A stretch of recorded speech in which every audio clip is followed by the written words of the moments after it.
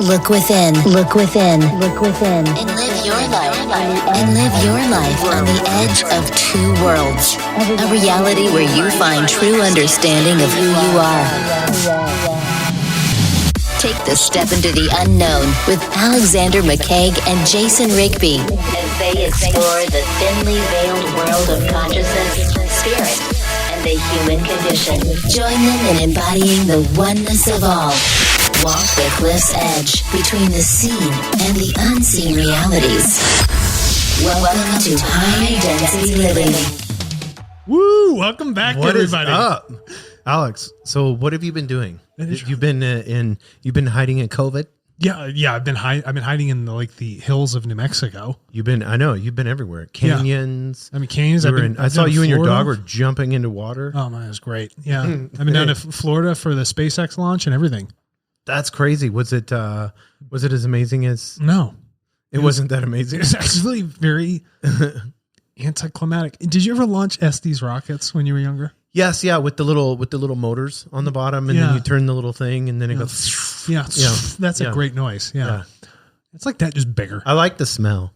Oh, the smell was great. Was it gunpowder, right? Well, yes, it's like gunpowder. It's solid rocket fuel. Yeah, because that always smelled amazing. That part was my favorite. Yeah, you like.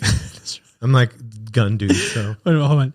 You know when you go fill the car up and you get the smell of gasoline? Oh, yeah. Dude, I don't know why. It's kind of like a thing. I know it's not You're good. not like a motorhead, so it's just the idea of just like... Yeah. It's like that little... Yeah, some people love that. Like the oil, the grease, I don't know car. Why. I like when cars shoot flames out of them.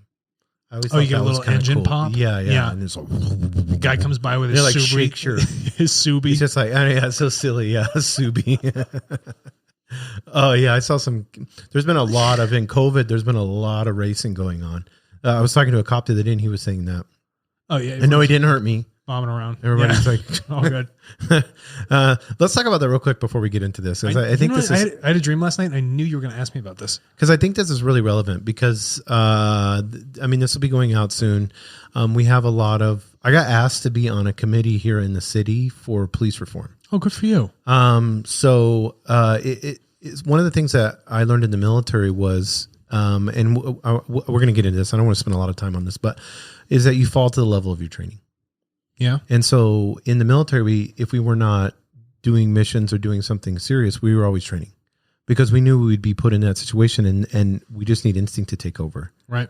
And I see, whenever I see things like what happened, how horrific that was, and that certain individual had like 18 complaints against him already. I think after 3, you'd be gone, but after the first one, you should be like, let's go take a psychological exam. Yeah, exactly. So when we're looking at, what went on and then, murder basically. What really polarized me about, cause I watched the whole video and it was just horrific. Word. Yeah.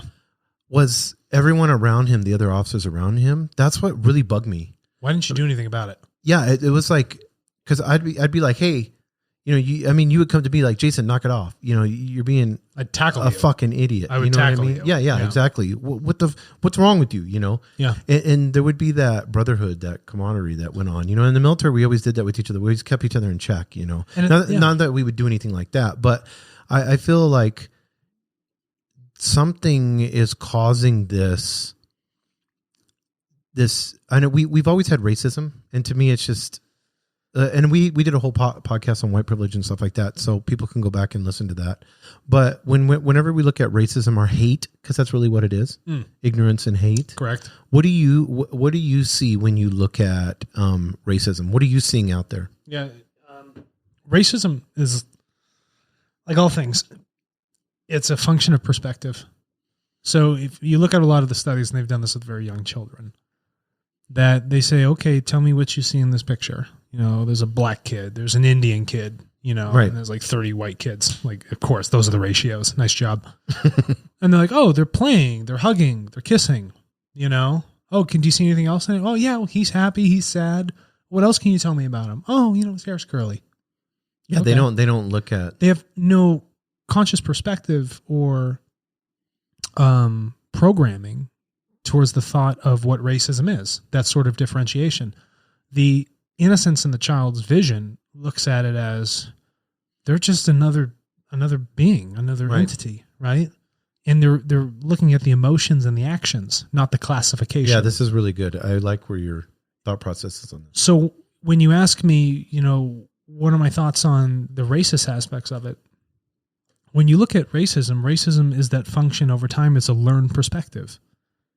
And so Just like anything else we could learn. just like anything else, and this is going to sound stupid, but it's very simply solved. It's simply solved, but the question is, do people want to do it? And that framework of education comes from the fact of, are you going to teach people that there is a shared part of the human spirit that we all have? Where truly there's nothing different between any of us, these meat sacks that we have, Right. these instruments, right? These are instruments for the spirit that we have inside of ourselves. And when you can get people to have that sort of perspective, racism isn't really a thing. Then you begin to truly understand. I think reincarnation helps you with that too. Yeah, it does. Because It does. when you believe in reincarnation and you look at, you can come back as, any color, anything. Yeah, absolutely. Purple, anything. pink, Yeah, yellow, you an could be a amethyst. man or a woman. You know Right. what I mean? A bug. Any sort of sex. Right. And so if you take just an observational view, a critical observational view of everything that happens around you in nature, everything happens in cycles, everything dies and regrows. These are the natural, truthful functions of what creation does itself. And so you're just like, okay, if I am a piece of this nature, this thing that I'm viewing, then I must have to apply or abide by those same principles internally that's going on with me. Okay, all right. So if I constantly come back, this body dies, but there's something that animates it and keeps it moving forward, then there's this internal spirit, the life of life, you would Right. call it. Then this life of life would tell me that there really isn't anything different. We all share a sliver of the total part of creation, right? So if you have like a sense of like the super spirit, like this big piece of consciousness, this huge ball of energy, the spiritual energy of creation, we're a little sliver of it. And that's the Right. thing that gives us the energy to animate. And that ourselves. little sliver is not black or white or yellow. No, it has no color. Yes. It doesn't live in a coarse material world that we live in. It lives Right. in a fine, fluid, immaterial world. But this immaterial world permeates everything. And when you have the perspective of that permeation, that understanding of that spiritual light that sits inside someone else that we all share, then you can truly identify and unify with another individual outside of any sort of difference they might have in a material sense. But that material sense only makes up a small fraction of, again, the greater part of Yeah, creation. and every great teacher that's been out there, whether it's Buddha, Jesus over and over and over again hit racism. There was he went against class, he went against religion, he went against everything. But when you look at, and what we're going to talk about today, there's questions that people talk about when they have this sorrow, this hate, this anger that's inside of them. And I know what we're going to get in today, it addresses all of these ethical and moral struggles that are in our human life. Yeah, in those struggles, material existence is a struggle in and of itself. We have all these things that happen on our journeys, and through this experience, we learn. And then from that, that develops our spirit, okay? And this spirit is the thing that always comes back. You have this consciousness of this life, Right. but the spirit lives in this consciousness block. It's like the totality of all your lives, all those consciousness sit there. But right now you're in this existence, this experience. And so how are you going to go back and reach into and reform and add to this block of information that is your foundation that you actually spiritually evolve on? And so when you talk about hate and racism and all of those heavily anchoring negative, darker things, it needs to be viewed from an experiential point of learning, and you cannot overcome those or integrate them properly unless you understand the hate within yourself first and understand how that hate and that racism and that perspective is an untruth. It doesn't follow creational laws properly. Right. It doesn't agree with what the human spirit does. So it puts you in this weird, dark area where nothing's really happening. You're in a constant stalemate with yourself. There's no growth path forward because what you are thinking goes against the natural function of everything else that's happening inside of you. So why would you continue to run with that perspective? So even though it's a very simple change to go and reflect on the internal truth about yourself so that it can be applied to others, that'll fix the racism and hate. But getting people to that point of thinking like that, Right. educating the mass in that aspect, showing them the truth of that matter, that creational truth. That's the real juice. That's the sauce. And so when we transition into, our book for today to discuss, it's like, how do we get back to those creational truths that actually strip away all the nonsense, the material nonsense that really doesn't exist for that long? Like Jesus said, things will rust. Yeah. Okay, for us, we're in New Mexico, things don't rust that quickly. They last a little longer. Right. But what he's saying is, don't put too much weight into those things. Put weight into things that are truthful and infinite. They're absolute. They are equanimous. They're wise, and they carry real weight, spiritual weight.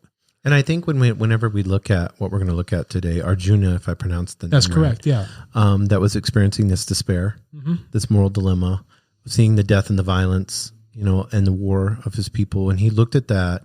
That's in all of us. And that's why I wanted to bring up racism, because there's Arjuna, and Arjuna is in all of us. Yeah.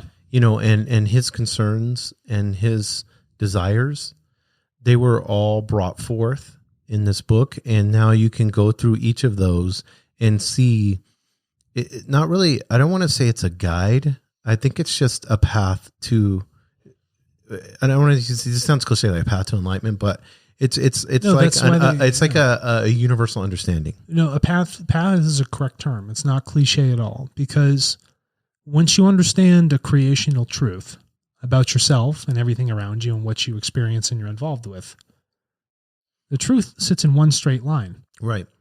When you deviate from it, that's when the path gets all crazy. But the truth is very straightforward. It's immensely simple, but we make it infinitely complicated.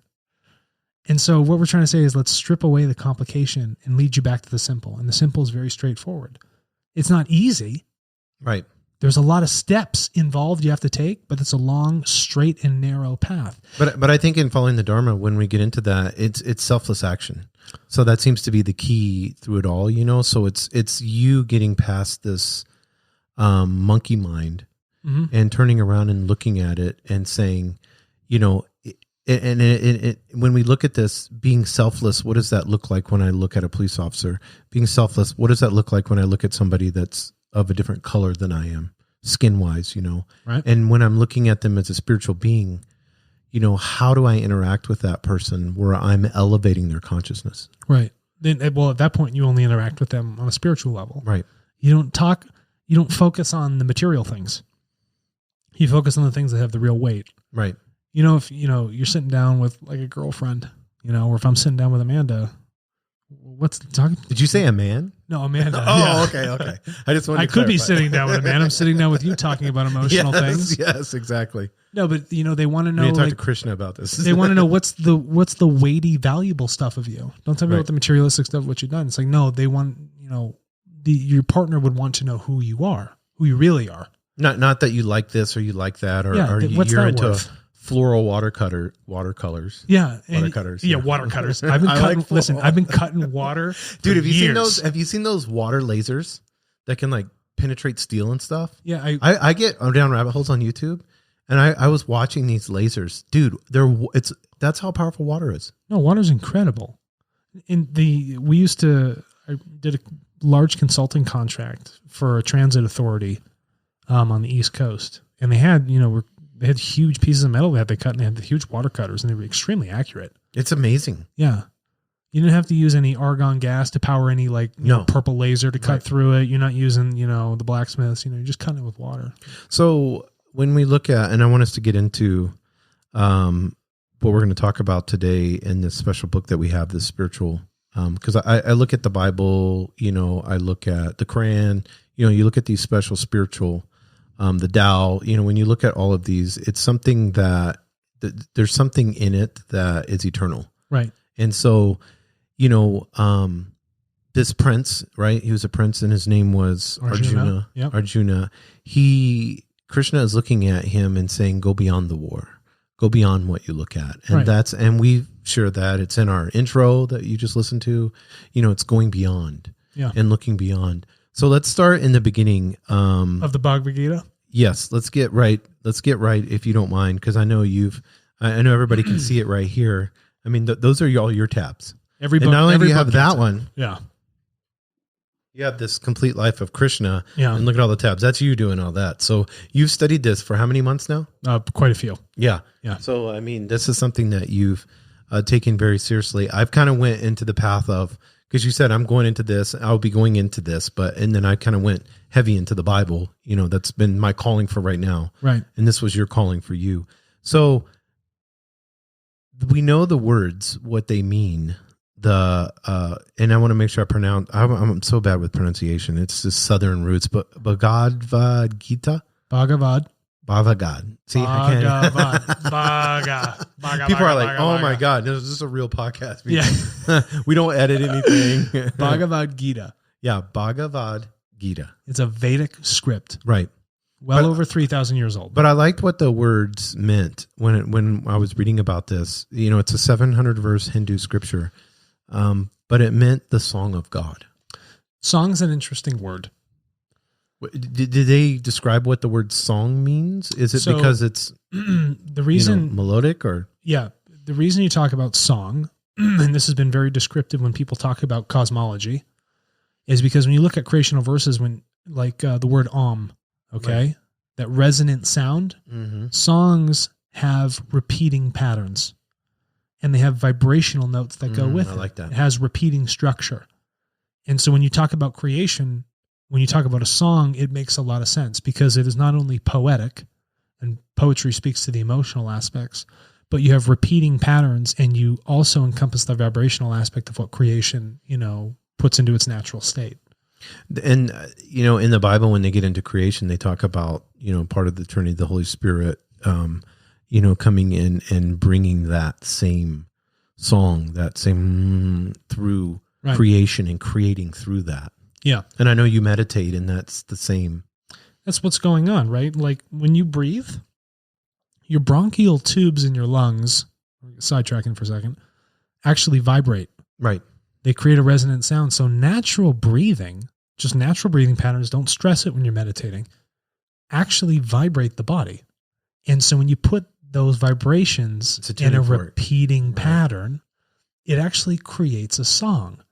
And that song moves you back towards the creational truths, and those creational truths get you into that meditative state.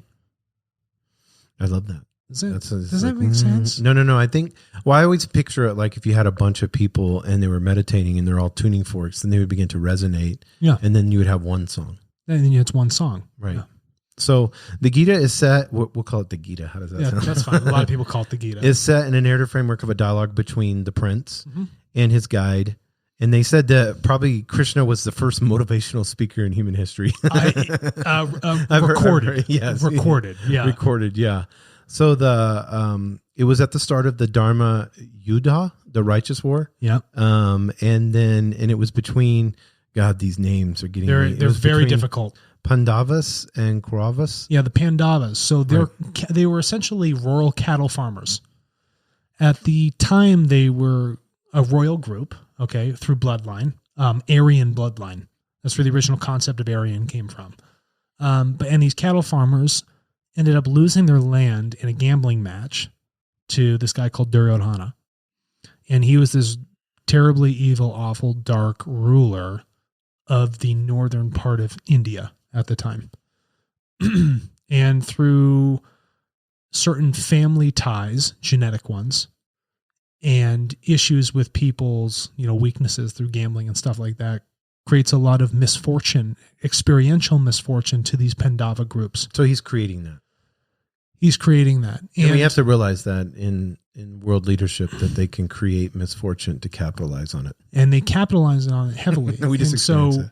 What we find is that after these Pandavas go off into exile after a series of events, they come back and they are led by Krishna. Right. Who is this deep, dark blue colored being, cosmic being.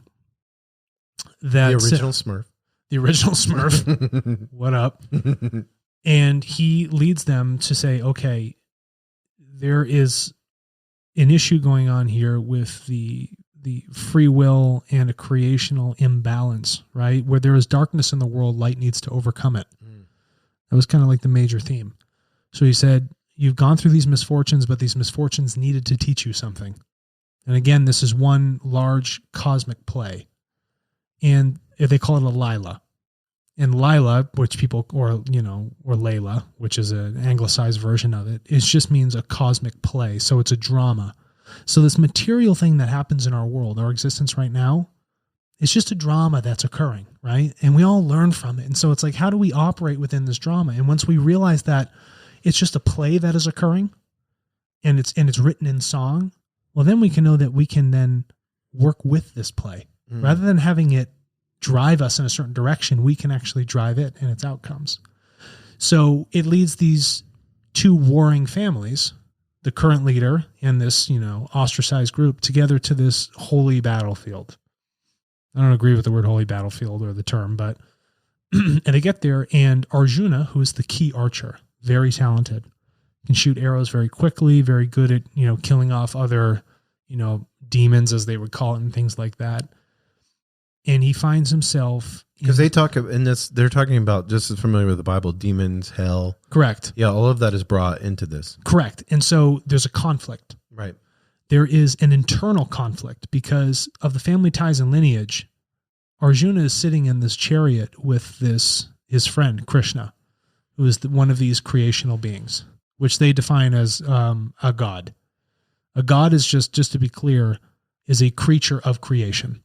There's creation, all-encompassing, absolute, and then from that you can have things like gods, very advanced, evolved spiritually. I know there's thousands of gods, right? There's tons of gods, and that's okay. There's not one god for everything, because if you say there's a god, then it's a physical aspect. Right. Creation is non-physical, okay? This is not an atheistic point of view. It's just saying that it's something that encompasses all. And did they view the gods as being, in this writings, they view the gods as being allegorical, or did they look at it as being real? The actual real physical appearance of the god. So it's like Greek gods, same type of... Same sort of function. And when you look at the Vedic literature, the idea is that this god has come through many different reincarnations. So anytime there's a bad uprising or an upwelling of dark energy on the earth, that the god will reincarnate in a new physical form, come down, manage this cosmic play, this drama, and then leave. Do what it has to do, teach us lessons, balance the globe back out, and then leave it at that point. So what we find ourselves is in the middle of this battlefield, and Arjuna the archer, on the side of the Pandavas, finds himself in this emotional turmoil of saying, is this the right thing to do? I need to have a perspective on what I think is my reality. I think every warrior has that. Correct. So it's like, if I'm going out to kill, murdering is never a good thing in any way, shape, or form. Right. Okay. But these two groups have found themselves together. And so Krishna says, you've made a choice that has gotten you to here, and you're asking for the truth for how creation actually works, right? These creational truths. I'm going to teach you to enlighten you here before this battle actually begins. And here's the interesting part, if we think about this metaphorically. You have this dark group sitting on one side of the battlefield, okay? And then on the other side, you have the light forces. And in the middle is a no man's land. But that's where this golden chariot is being pulled, having Arjuna and Krishna sitting there having a conversation about creation and the spirit and all of these other things. Separate from time and space. Separate from time and space, and they're sitting in between light and dark. They're not on any one side, because it's applicable to both. But it gives the perspective, it removes the polarity and has them sit in the center. That would be beautiful. I'm pretty sure there's paintings. And that's the framework for where the discussion actually comes out of the Bhagavad Gita. So the Gita, it says, was written by the elephant. Lord. There was... Because Ganesh is the... Ganesh is the elephant-headed deity. What happened was there was a seer. Like... If you go back in even Greek literature, everybody had like an oracle, right? Or someone like that. Right. So the blind king of the bad side, his son was the one leading the army at that time. And the blind king really couldn't get his son under control. So the blind king was sitting back at his temple, asking this seer to clairvoyantly translate what is happening on the battlefield to him audibly. Can you picture that? So they're sitting in between good and evil. They're sitting in this gold chariot. Krishna and Arjuna are Right. having a conversation. And then the king. Right. Now, who is this king? The king is the father of Duryodhana, who is the bad guy leading the bad army. Now, is he bad? He isn't bad. He just has a lot of inaction and he won't stop his own son from creating this darkness in the world. He's a cop-out. And so the king asks this seer next to him, this clairvoyant person, this mystic, to narrate what is going on in the battlefield without them even being there. He's seeing it in his mind's eye. And that's the information that's being recorded here in the Gita, is that conversation. I love that. Yeah. Of what's going on between Arjuna and Krishna. Now, when they're on this battlefield, so it seems like from what I had gathered, there's ethical and moral struggles. Massive. And they go into what is human life, and then what we face, in this presence. Yeah. So, now when we look at Dharma, we look at Hinduism, this is where they're getting their philosophy from, right? Yeah. Dharma. Yoga, yogis, all that. This is... Yeah. Dharma, and this is a word that is used many times by Krishna in the literature, right? In this song, means cosmic law. So like, if this is how nature works, you need to go with this Dharma, follow that Dharma. Right. That's why they call it like the Dharma Initiative. You ever watch the show Lost? Right. Yeah. It's that cosmic law. And so what they're saying is, if people are not following Dharma, then we need to figure out what's going on here. That needs to be fixed. Yeah. And some people call it and I know Gandhi called it, his spiritual dictionary. Yeah. Yeah. So does it, when you've studied it, because you've studied it extensively, it doesn't read like a dictionary, does it? No, in some points it does. When we're talking about Sanskrit has very literal translations. So you could have a word that describes something, but separate functions of it. It's extremely explicit. So yes, it is poetic, but every single word can be talking about the same subject, but a different aspect of that subject. So contextually, they're the same, but what is the thing that actually kind of like molds it to make it a little bit different from the total picture? I love that. And that's why it becomes a dictionary, because there's a lot of explanation. Every single verse constantly repeats things, but there are slight changes in it. So when you look at ancient India and you look at this Eastern philosophy, and then, a lot of people may be from Europe or, from the United States or whatever, and we have a Western philosophy. What are you seeing the difference as you read this, and the difference between we as Western philosophers? What can we gain from this Eastern philosophy? Oh, cool. Yeah. So the most prominent one that is stressed is the reincarnative aspect of it. That is the number one thing. And that happens from the function of the spirit. And this is something that isn't really picked up on or taught over here in our Western ideologies, is that the spirit itself is a fraction of the total part of creation. So you have creation and then this fractional piece of it called the Atma. Right. The Atma is the individual piece that sits inside of me as a human being. The Para Atma. Is that the soul? Yeah. They call it spirit soul. It's hyphenated. Okay. Right. Spirit soul. Okay. What you call spirit. It's the thing that actually animates the body. They say that that's the thing that actually drives the life, right? And it sits right next to the heart. It's not in it, but next to it. There's actually a seat where this Atma actually sits. And Para Atma is the totality of it. It's all of creation taking a piece of that sliver. And it's like, oh, okay, here's a piece of that creational energy. I'm going to put it inside myself. But that thing never dies. So this is the thing that lasts forever. So the Eastern philosophy teaches that everlasting principle of the Atma itself. And that's the thing that is a huge differentiating factor from what we don't teach over here in a Western ideology, if you're talking about a religious standpoint, right? Right. So if we strip the dogma away from it, anything that's saying that, oh, this is the most appropriate God, you should kill people, you shouldn't kill people. If we look at the real creational aspects of it that you find in the Gita, that is one of the strongest, most differentiating factors that is missed over here with our perspectives.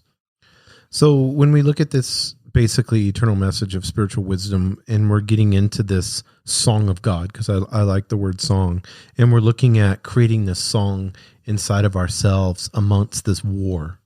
Yeah.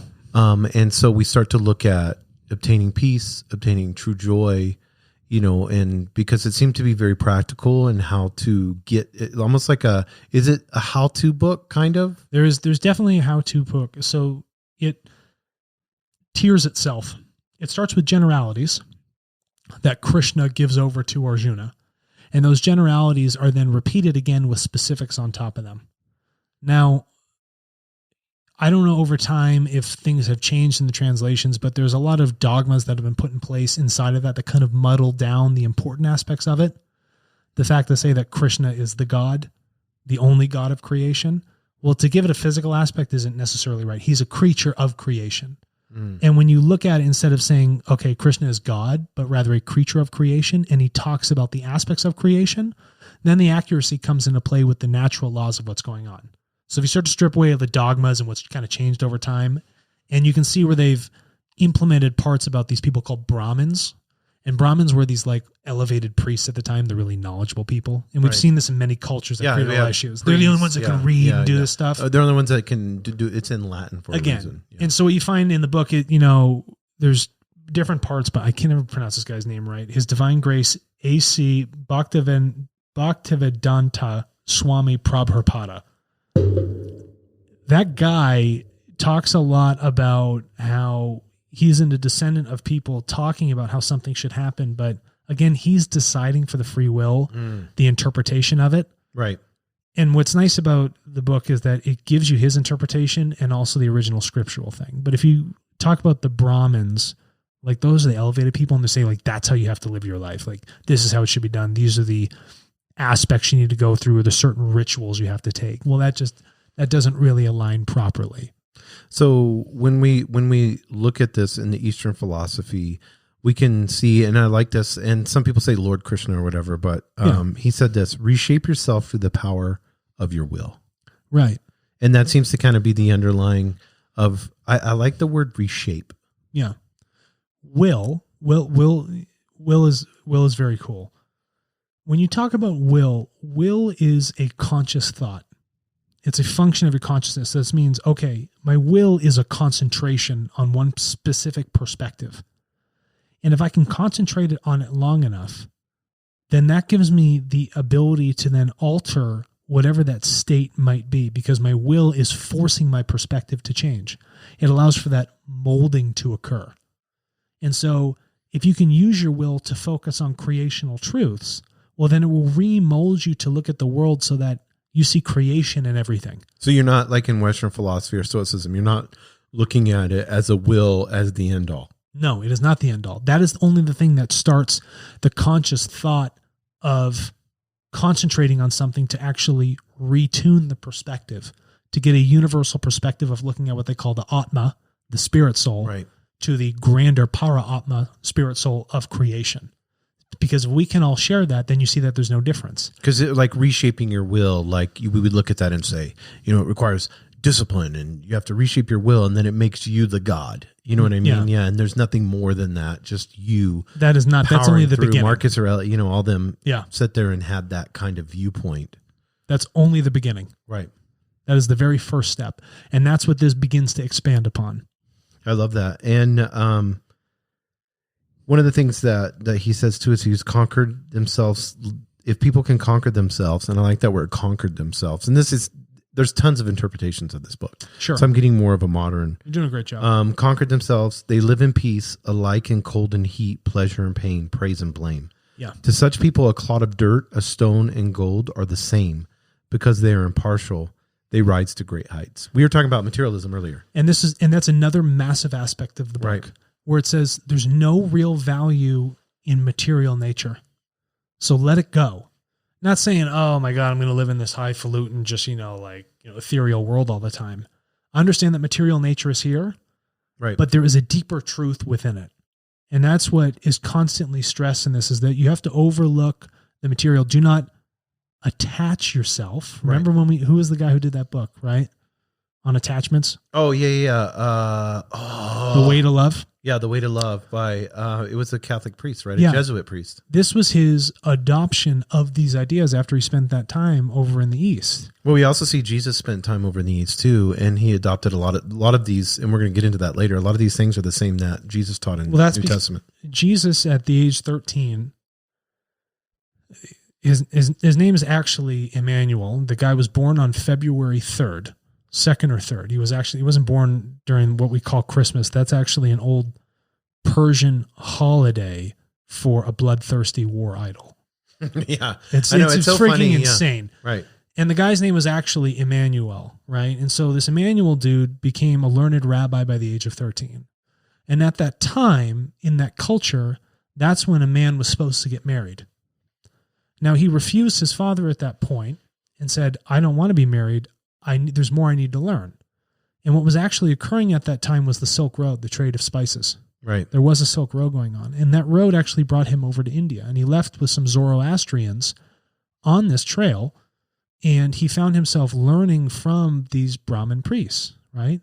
He studied over at Hindu temples for 12 years and then another subset of years until he was about 27, and then found himself back over here after he studied, the Vedic scripts and then the Buddhist scripts. And then he found himself back on the Silk Road over to the Middle East, over in Jerusalem. And that's when he learned his hand healing and all these other ideologies, right. You know? And that's the real, those are like the last years of Jesus, or, you know, what we call Jesus, but, Jesus, right. You know, but Emmanuel. Yeah. So listen to this, because this is amazing. Please, and like I said, this is a modern interpretation. I really like this. It says, it is better to live your own destiny imperfectly than to live an imitation of someone else's life with perfection.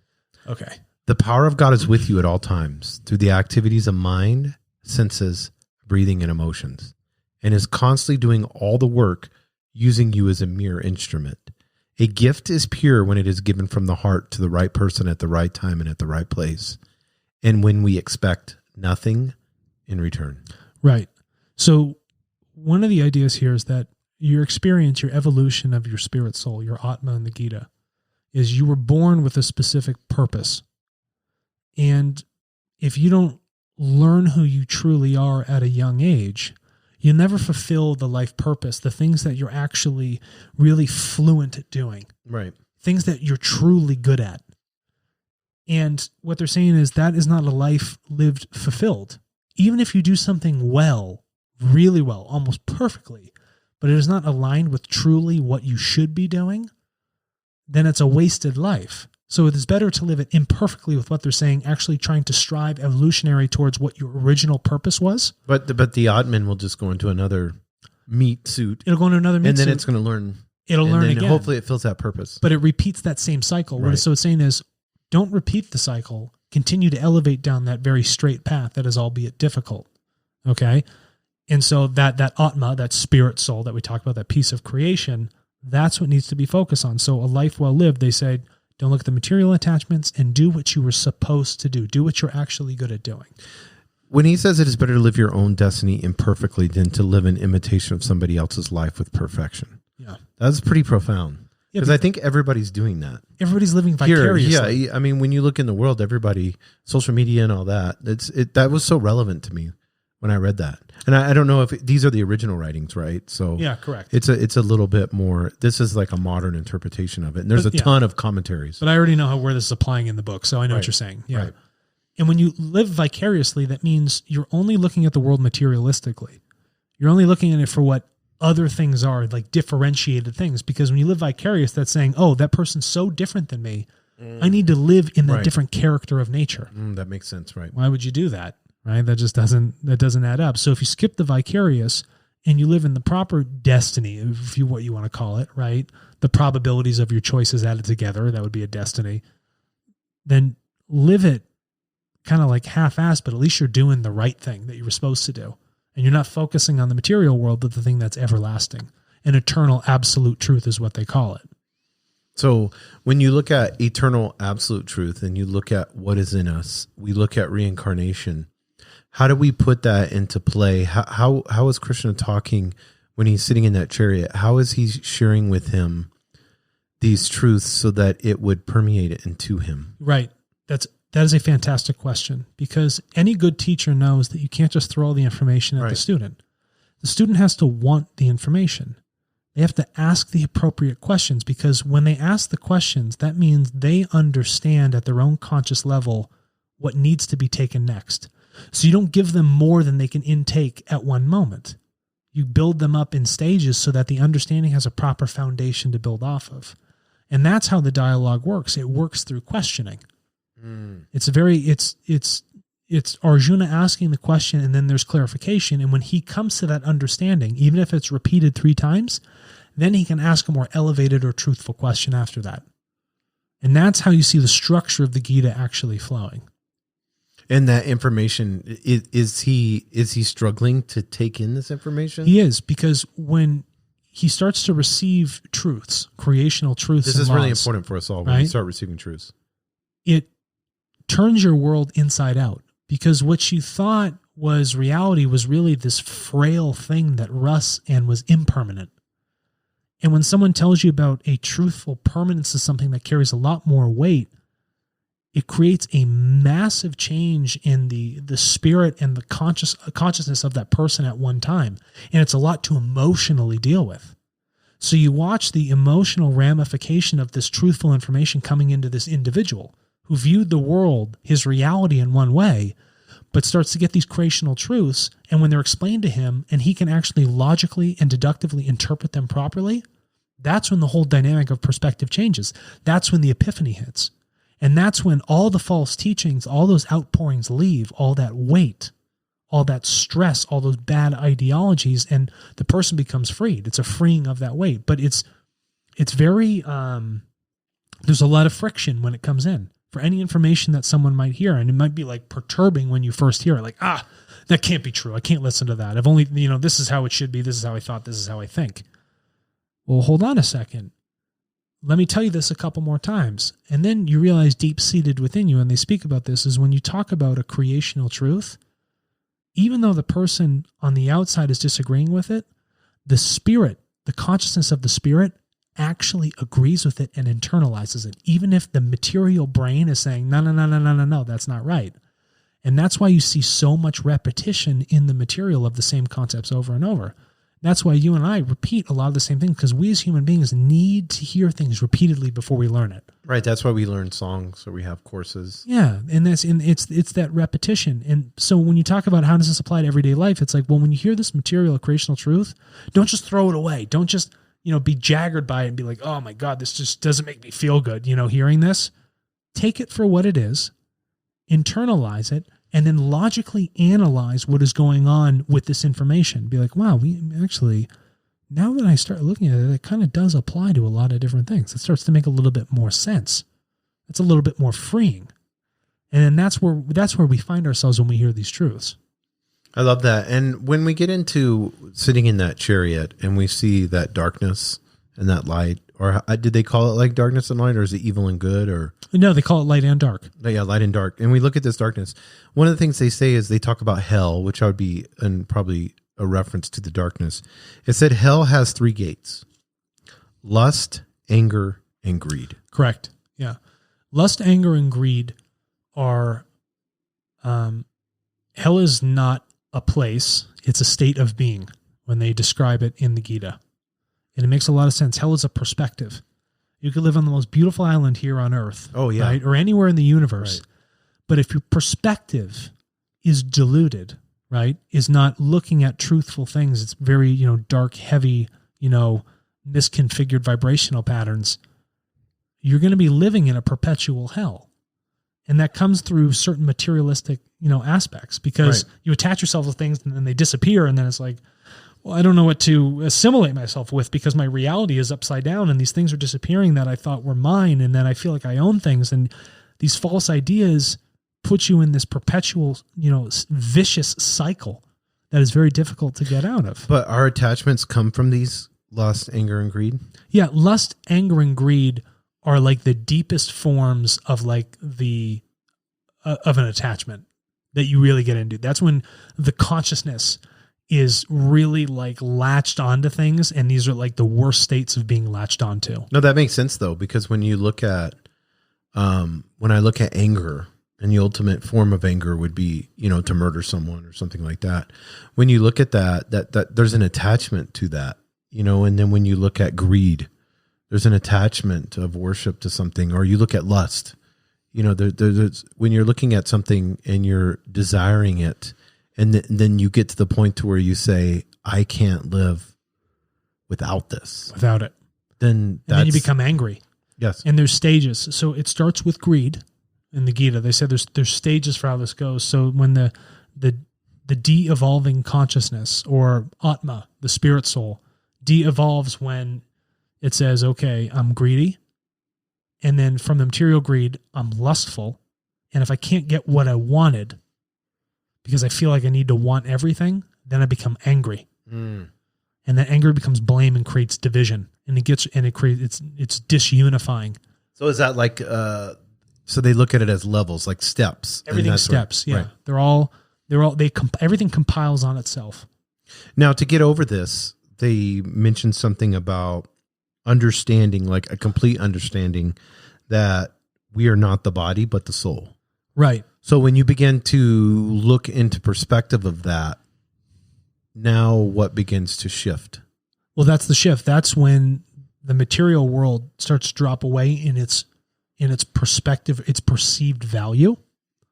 And then you start to look at the value of the soul and like, wow, I'm trying to accumulate all these things materially. Well, why don't I accumulate some like spiritual credits? Right. Because these things are going to go away. I've attached myself to them, but they're going to disappear. They don't stay around for very long. But what does is the spirit, the Atma. So what I got to do is I got to focus on evolving the credits, right? Amassing as much spiritual intelligence, truthful, equanimitous thoughts, powerful thoughts. So that you were saying that soul is the Atman, you called it? Atma. Atma. What does the soul need? It doesn't need material things. No. And we know what happens when we have attachment. So what is it? Does he talk about like what it needs? Does he go into that other direction? Of course. So they also talk about the size of the soul. This is interesting. They say if you take a strand of hair and you straighten it out, the hair is essentially a tube, okay? And if we look at the circumference of that tube on the top, it's a really small circle. It says the size of the soul is 1/10,000th the diameter of a hair on end. So it's extremely small. Yeah, that would much be smaller than an atom. Right. Like very small.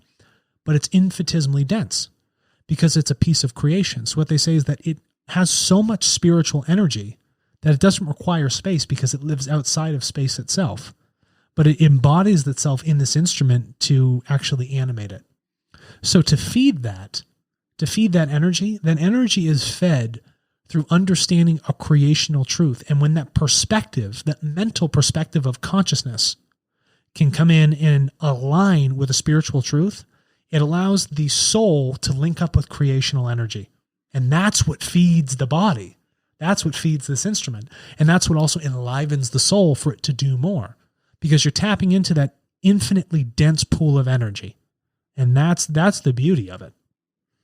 So when we look at this, the essence of God is in us. Yeah. If you want to say that in Western philosophy terminology, we'll say God. I don't agree with the word God because a God is a creature of creation. Right. So it more appropriately would be to say, can you read the sentence again, but swap God with creation? Our essence is thus creation. Yes. In reality, we are not us, but what we really are is creation instead of God, who is all pervading, exists everywhere and in everything. That is much more accurate. That is a much more natural, truthful statement, a truly truthful statement. So this is something I want to get into, and I think this is, me, I'm always practical. So whenever I look at this, I'm kind of maybe that first layer, I don't know what you call it, but Gita says the demonic do things they should avoid and avoid the things they should do. Hypocritical, proud, and arrogant, living in delusion and clinging to their deluded ideas. Insatiable in their desires, they pursue unclean ends. Yeah. Do I, you always, Doc Bronner's. Yeah. Cleanliness is the closest thing to I also know Doc Martens. Yeah, and Doc Martens. Great shoes. No, they're great. I love them. Bouncing soles. But it's, they say cleanliness is the closest thing to godliness. That's on his label. Again, that's another shared ideology that comes from this.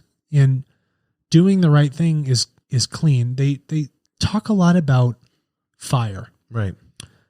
Fire is something, it's hot, obviously, we know that, but it illuminates and it also purifies.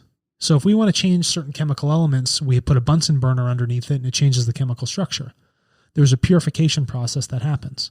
So the saying, if you take the aspects of cleanliness, that happens through that fire, the fire of thought. And that fire of thought has that heat, that perpetual light that cleanses the body of bad ideas, those demons, the lust, greed, anger, doing things you're not supposed to do. So when they say, I'm enlightened, that's the actual cleansing of someone's spirit and consciousness.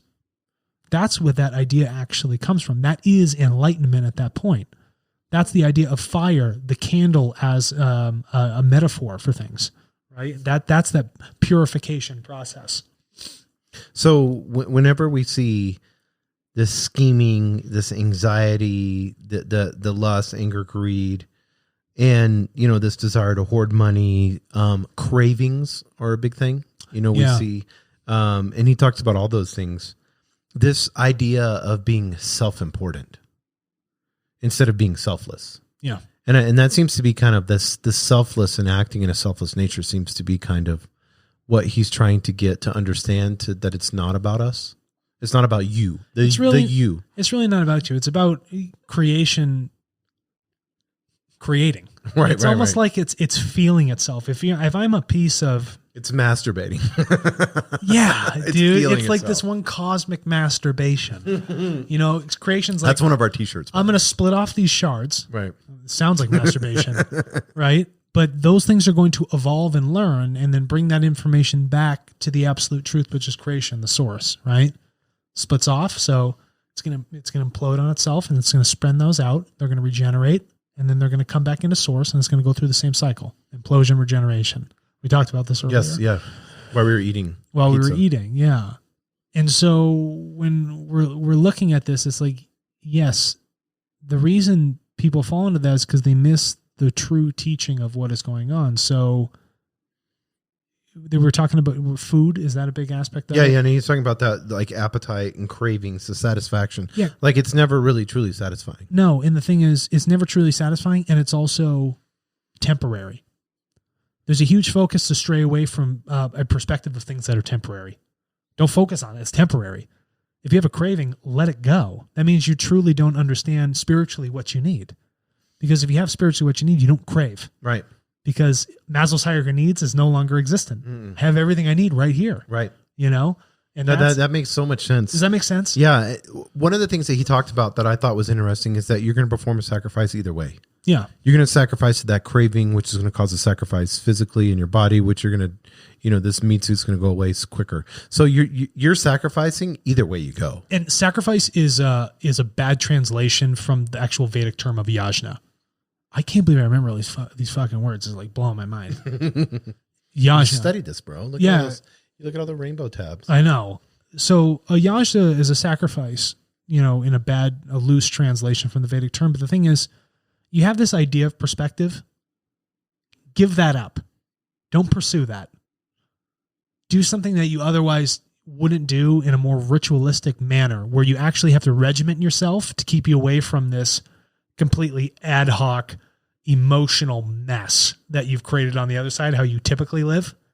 So have this yajna, sacrifice yourself from choosing that perspective of reality and move yourself into a very regimented one over here. But he talks about having, is it like what we would call habits? Yes.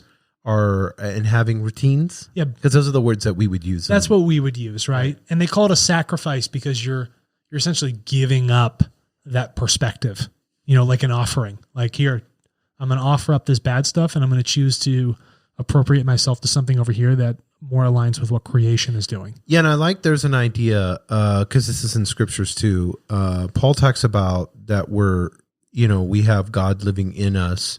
This is scriptures. We have God living in us, or you can say creation, and that we need to offer our bodies as a living sacrifice, that we need to be holy, that we need to be all these things.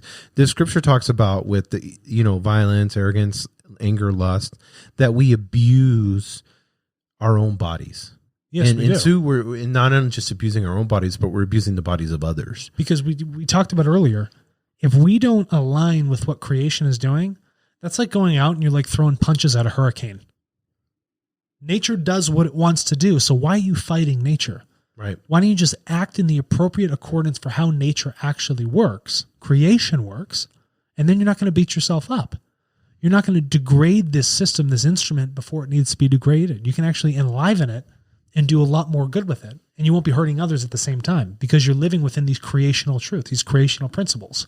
I love all those gods and all the different heads and stuff like that in the way, because this one had pictures in it. That's what I went to and looked at the pictures. Yeah, but I think there's over 40,000 avatars in India. Really? Yeah, they call them avatars. Yeah, that's crazy. Because 40,000. Every god has its own superpower, and then people are like, "Oh, I like this." Is there a moose god?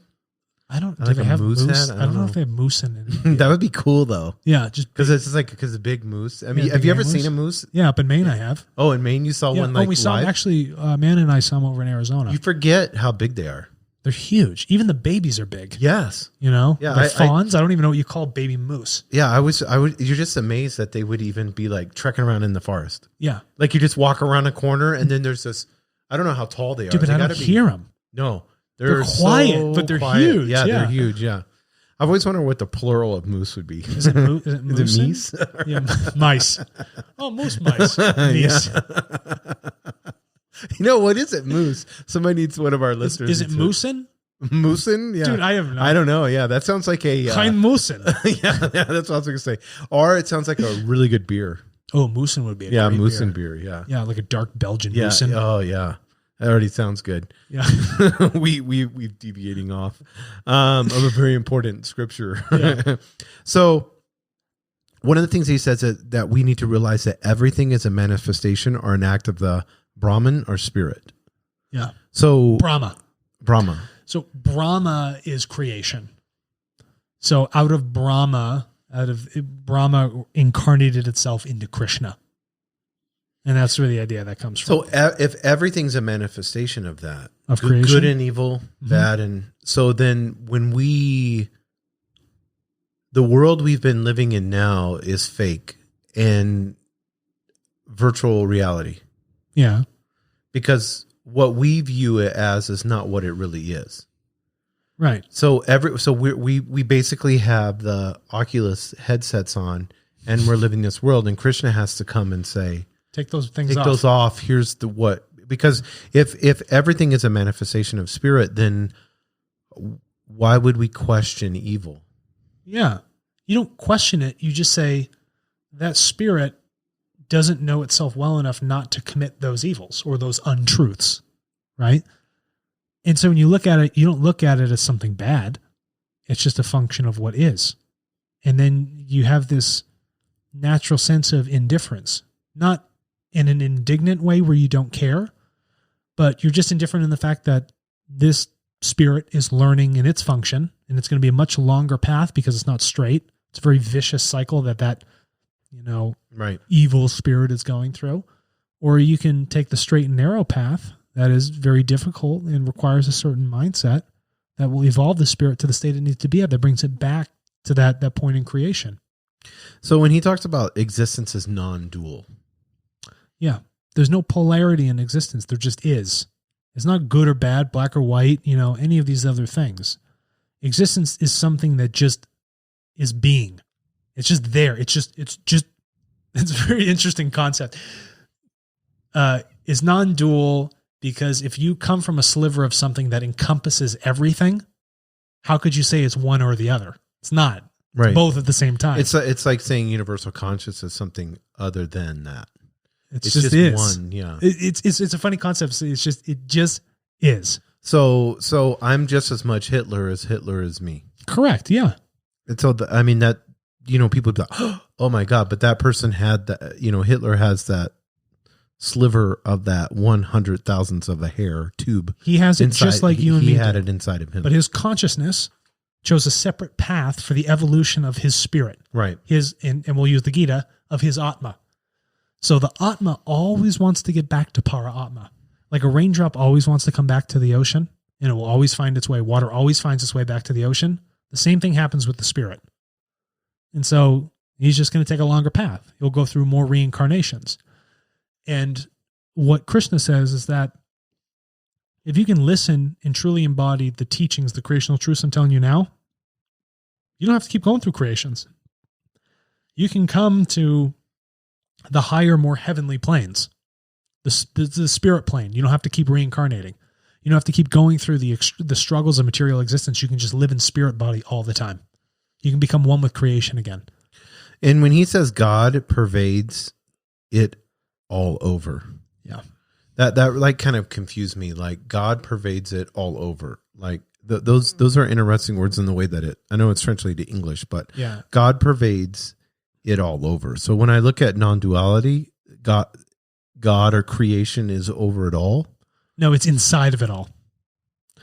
It sits inside of everything. But then we are the ones that say, oh, it is one thing or the other through materialistic aspect. And that's where we start creating that duality. Those dualities, those untruths. And that's what they were sitting in the middle of with the chariot. What they sat in the middle of is, so now it's appropriate to understand the omnipotence, the what was the word? Starts with a P? Omnipotent? No, the P. Pervades. Oh, pervades. The provision of creation and all of these different things. They couldn't give the speech on one side of the army and not the other. Right. Again, it wouldn't holistically, it wouldn't make any sense, right? So that's why they had to be right in the center. Yeah, and one of the things that I noticed in going over all your notes and stuff like that is that the ultimate goal of human life is self-realization. Yes. So can you talk a little bit about self-realization? Self-realization is understanding that you are purely spirit. That this instrument, that is the ego speaking. This physical body saying that is it. This is the key driver for everything. That's not true.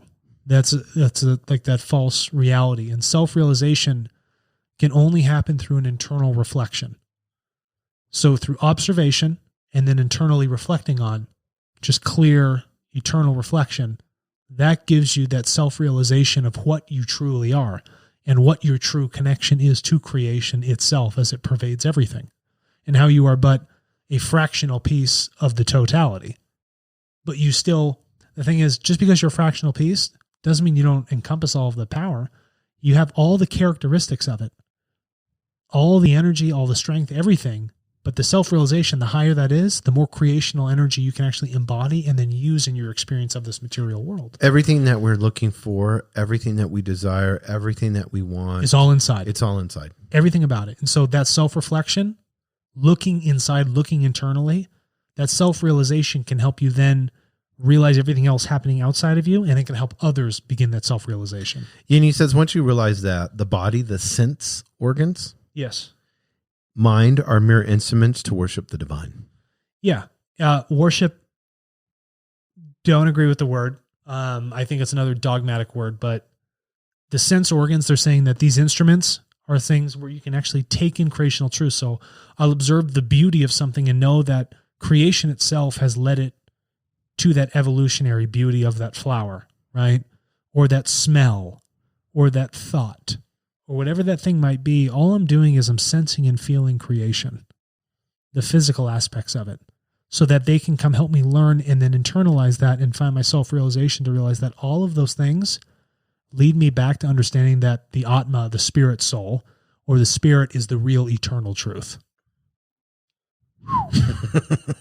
Holy shit. Well, when you think about that, you said like all that desire to feel creation. Yeah. You know, but I feel like there's a pull with that. There is a pull, because once you start going down, it becomes magnetic. And then you can't get out of that path. You're like, man, this feels good. This feels right. Yeah, exactly. And then you feel an everlasting peace that comes with it because you have that truth. So every sort of negative energy or false thing that comes your way, you can never imbibe yourself with it, not one iota of it, because you know what is the most truthfully teaching that's actually self-realized and understood within yourself and how you actually align with creation. Gita says this: just as a fire is covered by smoke and a mirror is obscured by dust, just as an embryo rests deep within the womb, wisdom is hidden by selfish desire, identifying ourselves not with the body, but the soul that once changes everything. Yeah.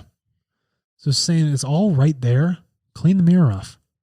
Get that fire ripping and roaring. Get the smoke away. Stop pouring water on it. You know? all of the truth sits inside of these things. Like, where there's smoke, there's fire. Right. Well, there's a primary cause that creates this other thing that you're seeing. And you're going to love this because it goes on to say this. We have an eternal fountain of wisdom, knowledge, and bliss within us as soon as we get rid of our body-mind identification. Yeah. So stop identifying with the material and realize that this wellspring, this fountainhead of creational energy is there. And it's always just giving energy out. That's the thing you want to associate with. And according to Krishna, this life is just a dream of those souls that have attached themselves to false things, to home, to wife, to the body, to the pleasures, and to all things that signify dualities. Once the soul frees himself from all fetters of attachments and aversions, it attains ultimate freedom or moksha, M-O-K-S-H-A. Yeah, moksha. Moksha. The Gita is a philosophical treatise of Krishna's life. It is a formula to ultimate freedom, knowledge, and bliss. Yeah. Rip out the dogmas. It's a really good way to find some great truths in there that can lead you down the right path. No, I love that. And I kind of want to quickly get into something before we close. I know that this can be shocking for Westerners. Mm-hmm. And let them have it. Yeah. Because we value physical life. Yeah. I mean, that's what we value logic. Yep. That's where we're science. I believe in science. Yeah. So we value Christianity, Catholicism, Judaism, all that, even non-Christians, that may be religious. There's a lot of people that listen to our podcast that are probably that would say that they're just religious or spiritual. And they don't fit into these traditional ethical codes that we have built over our privilege. Yeah.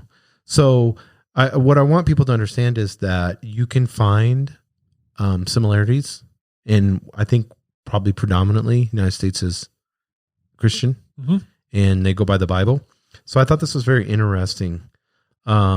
Jesus, cried when Lazarus died, when it was his best friend that died, and then he brought him back to life. Jesus also talked about detachment. He went before the religious leaders of the time and told them, they were worshiping money and religion and all that. He did that, but he talked about specifically about each of these teachings. Yes. And a lot of people don't realize this. And this is in the Bible. This is not an interpretation. These are actual scriptures. Gita says, I am the way, sustainer, Lord, witness, shelter, refuge, friend, source, dissolution, stability, treasure, and unchanging seed. That's what the Gita says. The Bible says, Jesus says, I am the way and the truth and the life. No one comes to the Father except through me. Yeah. So Gita says, I am the self-abiding in the heart of all creatures. I am their beginning, their middle, and their end. John 1:2 says this, he was with God in the beginning. Through him, all things were made. Without him, nothing was made that has been made. Yeah, I love that. That's wild. Yeah. Same. It's good stuff. Gita says, he who sees me everywhere and sees everything in me will not be lost to me, and I will not be lost to him. Yeah. Jesus says this, for where 2 or 3 come together in my name, there I am with them. Whoever eats my flesh and drinks my blood remains in me, and I in him. On that day, you will realize that I am in my Father, and you are in me, and I am in you. That's a direct reflection. I mean, a direct quote from the Gita there. And then he says, that all of them may be one, Father, just as you are in me and I am in you. May they also be in us, so that the world may believe that you have sent me. Yeah, there are over and over and over. Should you be shocked? Yeah. If this guy Jesus spent so many years over there, you would see that there are similarities and shared ideologies. You can go to India; they got paintings in a large amount of Hindu temples of Jesus. Yeah, exactly. A lot of people don't even realize that. No, it's just like you realize that this one influential individual has been in so many places, and to show that there's so many shared commonalities in the passages. Right. I mean, it's coincidence. It's over and over again, and I don't want to get into all of these, but I mean, give me another good one. I want to make sure this one I like. When they know that a day of Brahma stretches over 1,000 eons and his night ends in 1,000 eons, men understand day and night. 2 Peter 3:8, with the Lord, a day is like 1,000 years, and 1,000 years are like a day. Yeah. So for Brahma or creation is in a waking state right now. And then it gets to a state of stopping where it stops expanding, and then it goes to sleep. That is called the Brahman day and the Brahman night. So creation is in this, implosion, regeneration, wakeful sleep, day and night. And it's funny how they both share this. And it's an infinitesimally very long period of time, because time doesn't really account for creation because it's something that is infinite. So, in closing, because we've gone over an hour here. It's been a solid hour. I know. Yeah, this is really good. And I know we've kind of just skimmed the surface. Yeah. Of this teaching that took you months and months and months. And I know you probably would say the same thing. I think with any spiritual teachings, it's like an onion. Yeah, you can pull back layer after layer after layer. And this goes deeper and deeper and deeper and deeper. Yeah. And so how would you encourage somebody to study it? You probably purchase it like I do, purchase it used. Yeah, online. only buy used books. Yeah, books. Yeah. I always tell people that. Yeah, we go to Abe Books, thrift books. Which would you suggest out of these two books that you have? And then I want to get into how they should study it. Yeah, I'm glad you asked. The Complete Life of Krishna is the general overview. And so you would start with that one first so you can understand the personality of this God. Right.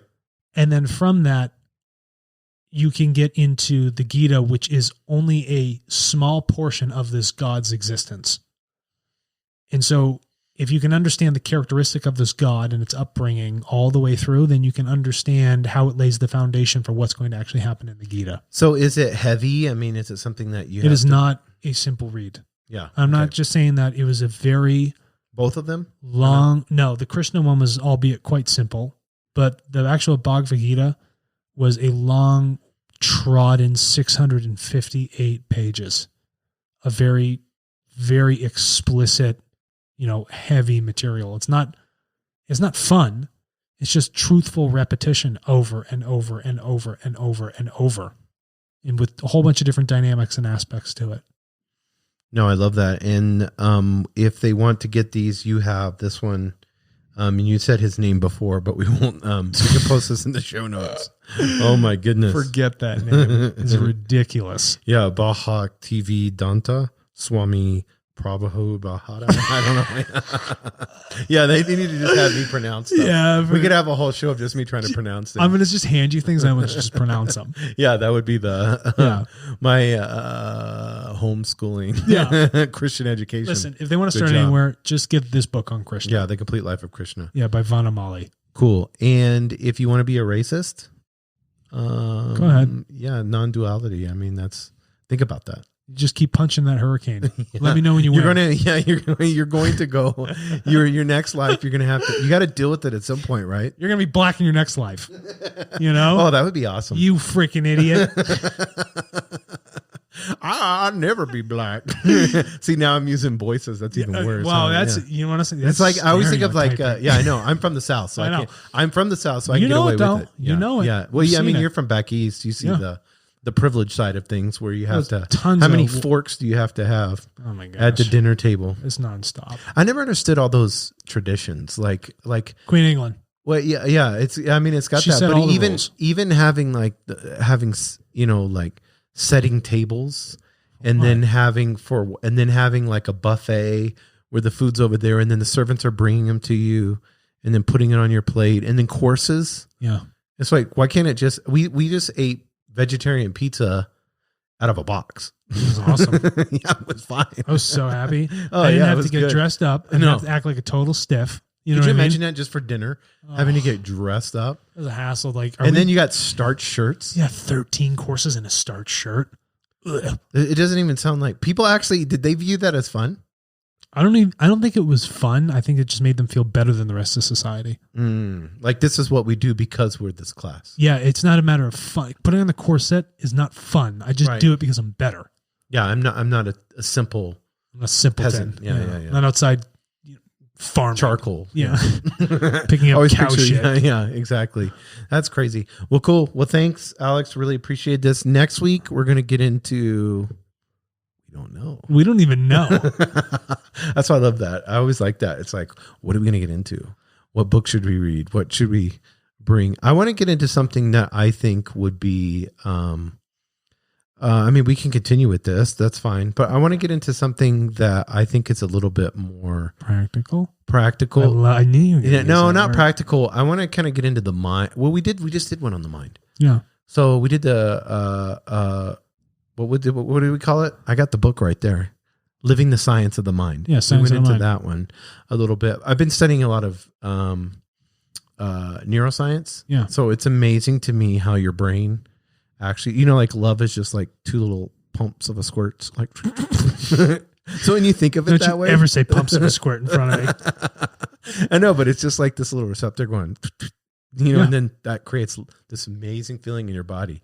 So then when you think of that, it just brings it ridiculous. You know, it's like, no, I mean, I understand love and all that stuff, but in a form of it being chemical. Like, yeah, oxytocin or whatever. Yeah, it's called. all that stuff, you know, and all these different receptors. What is that and- love drug? I think it is Starts with an oxytocin. Oxytocin? Yeah, I think that's what it is. But then you have, you have all these different. What's the one that if you take ecstasy, serotonin, Dopamine receptors. dopamine, and all that stuff. Yeah, when you get thrills, and that we're just hunting for all these things, and they're just firing off, and that's what's creating reality. I get It's just crazy to me. when I'm meditating. I get those pump squirts. You start feeling the love muscle, huh? I don't even. Was it called? Did you say pump squirts? I don't even know what the hell you said. I don't even. Squirt pumps, pump squirts. I don't even It's like the all way that same. sounds. No. But I mean, it's like this little thing going, psh, psh, Yeah. and then it's like you fade. Oh yeah. Then I feel it's good. like, oh yeah, I'm I in feel love. gooey. I'm in love. Yeah. And it's like that's all that was. That's really all it is. You idiot. That's not love. You know. Yeah. So, but I mean, that's what people. And I don't want to get into this, but that's what people perceive it as. When we did a whole podcast on love. Yeah. So That is not people even can- close to what no, love is. and that feeling you have goes away after what, a year or two. Not, being maybe with not somebody? even. Maybe 5 minutes for some people. You know. After you nut. Yeah. After 30 seconds in your case. Yeah, after 30 seconds, I'm like, it's time to roll over. Ooh, did you feel that 30 seconds of love? I was in love. Yeah. Not anymore. I'm tired. I'm old. I've accomplished what I needed to get done. That is it. That is my physical existence. Maybe we could do a whole podcast on my new growth of my beard. I love the beard. I love the Gerard Butler look. I need to get it like a little bit more. I'm going to try to get it down here. I want you to What is talk- his name? Unitas? Leonidas. Leonidas, yeah. I want you to. I'm going to talk- be Unitas because I unify people. You unify. Oh, that's funny. No one's going to watch to the end of the podcast, so No. they're not going to hear any of this part Fuck it. anyways. Yeah, exactly. You know what I gotta say about this? This is higher density living. Look within, look within, look within, and live your life on the edge of two worlds. A reality where you find true understanding of who you are. The learning is done. Become the teacher in embodying the oneness of all. Walk the cliff's edge between the seen and the unseen realities. Become a higher density being. Please go to www.higherdensityliving.com.